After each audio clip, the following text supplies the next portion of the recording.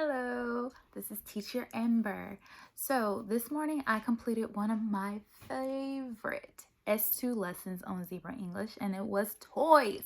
Now, of course, this lesson is a perfect example of when props can really help bring your lesson to life.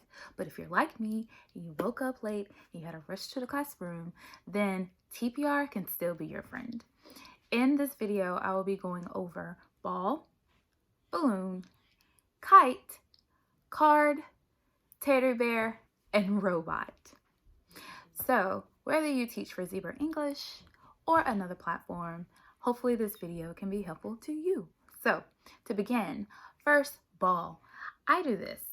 Sometimes you can do this, but that can mean a whole bunch of other things that you're holding. So ball, pretend to throw it.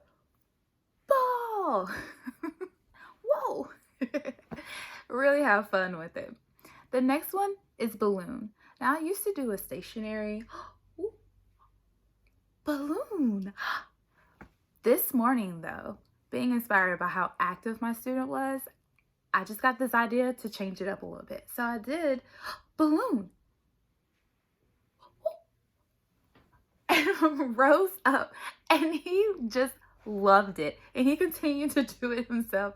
Every time he said balloon, he would go, and I'll say, don't go. So I'm definitely changing my balloon from this to this. I'm a sitting teacher, so if you are a standing teacher, you really will have fun with that. The next one is kite. I just do this motion. Oh, kite. You may have something a little bit better, but it's just something simple and easy that my kids can really do. This morning, he really was like, kite. And so I would do that too. But again, something I can easily mimic and get into. Next one is teddy bear. I do a hug motion. Teddy bear, as if I'm squeezing a teddy bear. Teddy bear. Simple and easy. For robot, get those arms cranking. I love seeing the kids do this one. They really get into it. But that is robot. And last is card.